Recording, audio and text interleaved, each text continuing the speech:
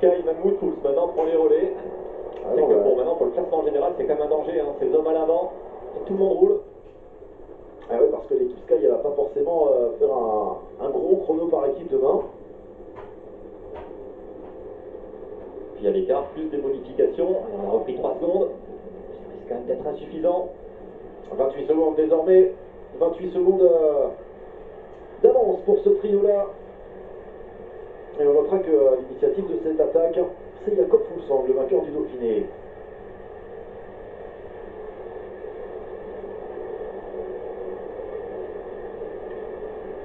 Enfin, en cas de si ces 3 hommes venaient à disputer la victoire d'étape, il y aurait un avantage d'être à 2, comme l'équipe Astana, même si on sait qu'Alejandro Valverde va vite.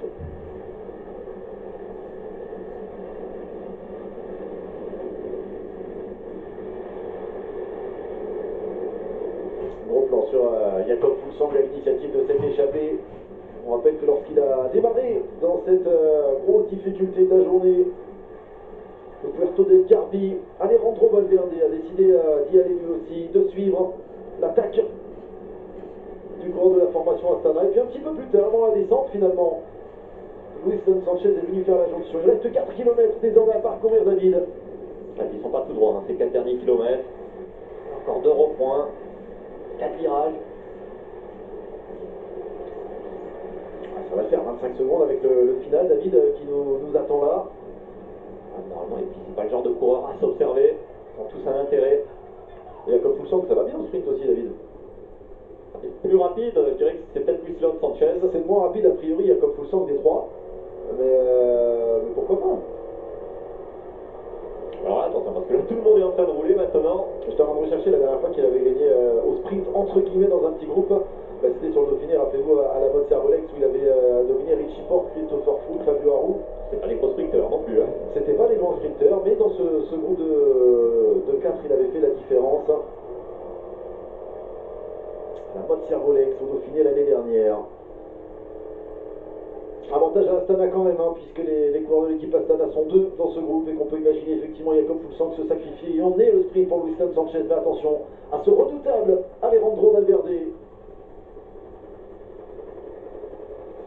Alejandro Valverde, forcément, ferait peut-être la meilleure opération au classement général, même si Jakob Fuglsang également. Tout dépendra du chrono par équipe demain. Mais bon, les écarts, on l'a dit, ne seront pas importants sur la ligne, même s'il y a des bonifications. Alejandro Valverde quasiment assuré de terminer sur le podium de cette étape, si ces 3-là vont au bout.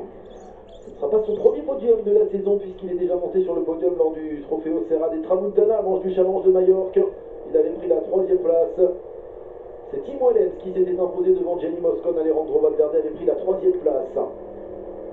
Allez, l'équipe Sky qui s'arrache, qui donne tout.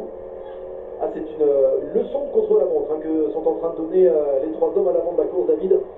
C'est impeccable, il n'y a pas eu un écart, il n'y a pas eu un regard, on ne s'est pas jaugé, à aucun moment on s'est inquiété, à aucun moment on a demandé à l'autre de passer.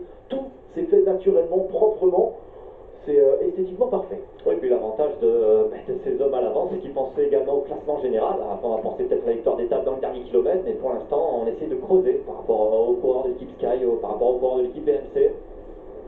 C'est pour ça qu'on collabore au maximum, et en plus, comme je dis, c'est 3 coureurs qui se connaissent très bien.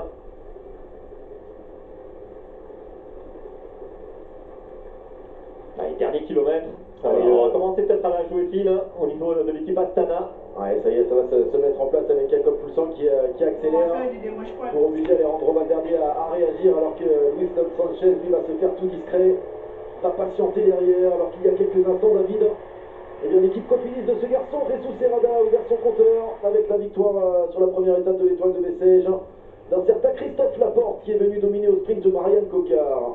Jakob Fuglsang qui fait le boulot et qui emmène désormais dans sa roue Alejandro Valverde.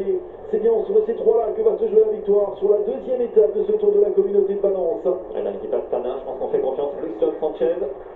La dernière ligne droite ne fait que 300 mètres. Luiston Sanchez pour aller chercher une nouvelle victoire peut-être. La dernière c'était en Italie en octobre dernier sur le Grand Premio Bruno Beghelli. Alejandro Valverde toujours intercalé entre les 2 coureurs de l'équipe Astana, David.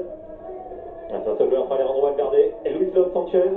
Jakob Fuglsang qui se met sur les pédales, qui accélère et qui s'écarte. Il va laisser l'explication se faire entre Alejandro Valverde qui compte toujours une petite longueur d'avance. Alejandro Valverde va s'imposer. Il est beaucoup trop fort, Alejandro Valverde qui s'impose remporte la 12e étape de ce Tour de la Communauté de Valence. Il aura 38 ans en avril prochain.